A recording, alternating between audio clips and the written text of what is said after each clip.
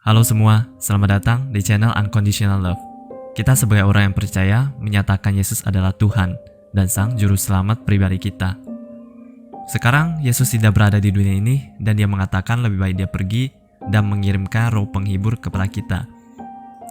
Yohanes 16 ayat 7, Yesus mengatakan, "Namun benar yang kukatakan ini kepadamu adalah lebih berguna bagi kamu jika aku pergi, sebab jikalau aku tidak pergi, penghibur itu tidak akan datang kepadamu. Tetapi jikalau aku pergi, aku akan mengutus dia kepadamu."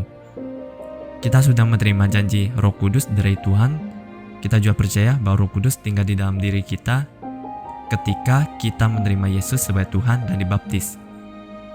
Kita percaya Allah Trinitas, tetapi banyak juga dari kita kebingungan dengan pribadi ketiga dari Allah Trinitas.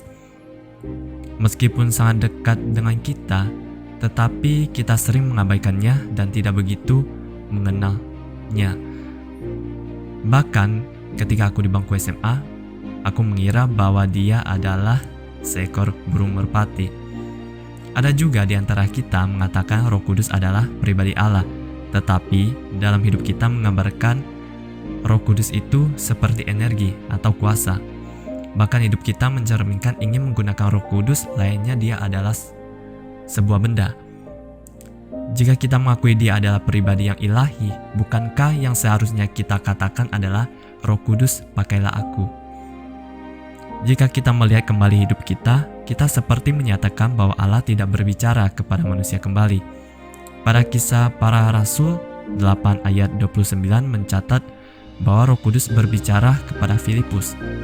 Lalu kata Roh kepada Filipus, "Pergilah ke situ dan dekatilah kereta itu." Jadi, apakah dia bisu atau tidak ingin berbicara kepada kita? Atau kitalah yang memiliki telinga tetapi tidak mampu mendengar? Bukankah dia dekat, teramat dekat bersama dan tinggal di dalam diri kita? Bagaimana cara kita mengetahui dia mengingatkan kita tentang jalan Tuhan? Alkitab mencatat bahwa Roh Kudus juga memiliki kehendak. Pada 1 Korintus 12 ayat 11 tertulis, "Tetapi semuanya ini dikerjakan oleh Roh yang satu dan yang sama, yang memberikan karunia kepada tiap-tiap orang secara khusus seperti yang dikehendakinya." Roh Kudus memiliki perasaan, Efesus 4 ayat 30, "Dan janganlah kamu mendukakan Roh Kudus Allah yang telah memeteraikan kamu menjelang hari penyelamatan." Kita ingin orang lain memperhatikan, menghargai, dan peduli terhadap perasaan kita. Demikian juga Roh Kudus. Roh Kudus memiliki hati yang sensitif, jadi jagalah hati Roh Kudus, yaitu dengan melakukan segala sesuatu yang memuliakan Yesus. Jadikanlah hidup kita menjadi seperti Kristus. Roh Kudus menginginkan persekutuan dengan kita.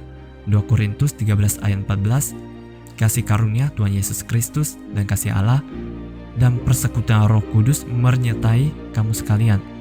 Dan Filipi 2 ayat 1-2, "Jadi karena dalam Kristus ada nasihat, ada penghiburan kasih, ada persekutuan Roh, ada kasih mesra dan belas kasihan.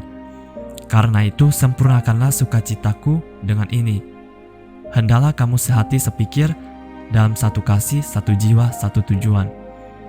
Adakah persekutuan hanya berlangsung satu arah? Tidak, melainkan berlangsung dua arah. Menurutmu, apa arti persekutuan atau persahabatan? Kita mengatakan Roh Kudus adalah teman yang setia atau teman yang sejati, tetapi sudahkah kita hidup menjadi teman yang setia juga? Dia memiliki perasaan, ada kemungkinan dia dilukai. Dia memiliki kehendak, ada kemungkinan dia ditentang. Dia memiliki suara, ada kemungkinan dia diabaikan. Dia menginginkan persekutuan, dia dapat ditolak, dan dia sebagai pribadi juga dapat tidak dihargai. Jadi, bukan mendapatkan lebih banyak dari Roh Kudus yang harus kita lakukan, tetapi kita harus mengenalnya lebih dalam lagi, berjalan bersama dengan Roh Kudus dan hadapi hidup di dunia ini bersama dengan Dia. Dengan Dia kita akan bertumbuh dan disempurnakan olehnya menjadi cerminan Kristus, hidup dan mati untuk kemuliaan Yesus. Amin.